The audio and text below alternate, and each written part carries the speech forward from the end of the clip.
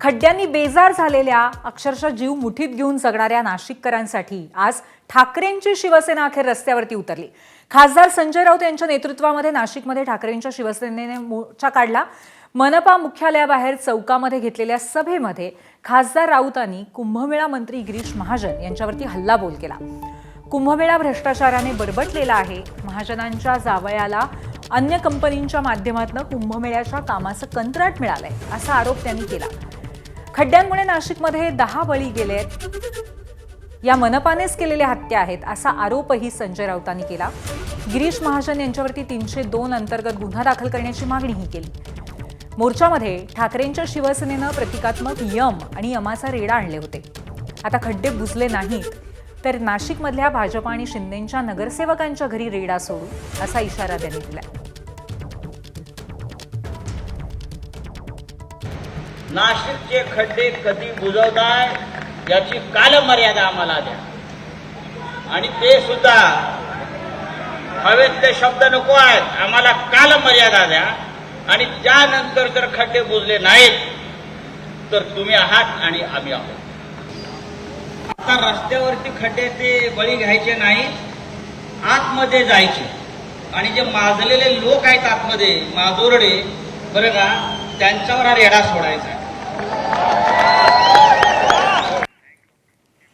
नाशिकमधून संजय राऊतांनी हे आरोप केल्यानंतर मंत्री महाजनांनी त्यांना उत्तर दिलंय, तर नवनाथ बन यांनीही निशाणा साधलाय. कागद आले यांच्या जावयाला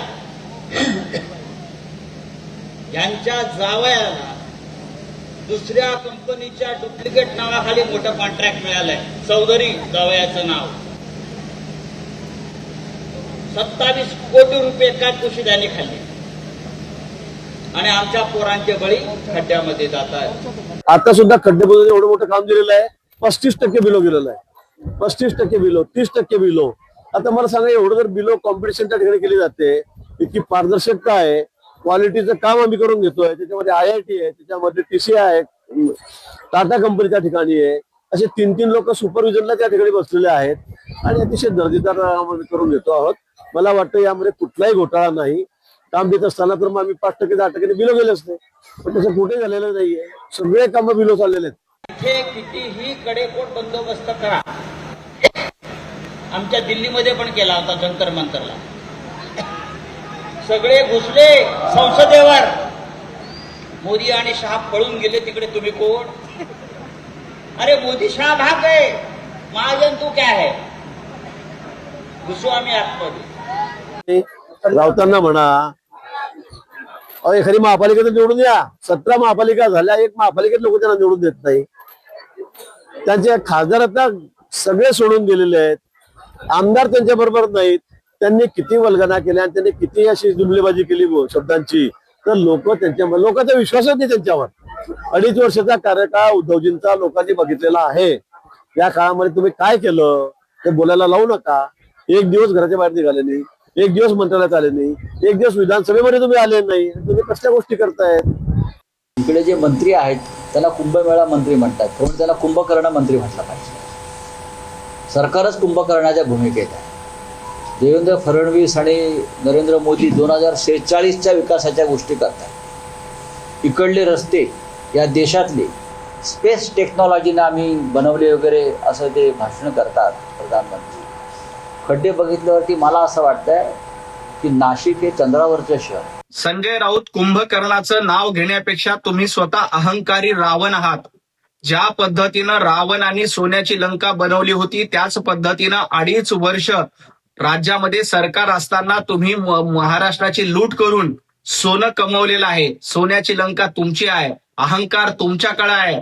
त्यामुळं कुंभकर्ण कोण आहे हे सांगण्यापेक्षा आपण स्वतः अहंकारी रावण आहोत. आणि महाराष्ट्र लुटून 2.5 वर्ष आणि 25 वर्ष मुंबई महापालिकेमध्ये कमिशनखोरी लुटून आपण सोन्याची लंका जमा केली आहे. त्याचा हिशोब महाराष्ट्राला द्या. तर संजय राऊत म्हणजे राज्याच्या राजकारणातील सोंगाडे आहेत अशी टीका खासदार ज्योती वाघमारे यांनी केली आहे. एक मराठीतला सिनेमा आला होता बघा, त्या पिंजरा सिनेमामध्ये बत्ताशा नावाचं एक पात्र होतं. संजय राऊत हा महाराष्ट्रातल्या राजकारणातला सोंगाडे आहे आणि त्याच्यामुळे त्यांनी दुसऱ्यांवरती बोलू नये. आणि जर राहता राहितला विषय हा वेड असण्याचा, तर जी माणसं जगाला बदलण्याचं वेड घेतात तीच माणसं इतिहास घडवत असतात.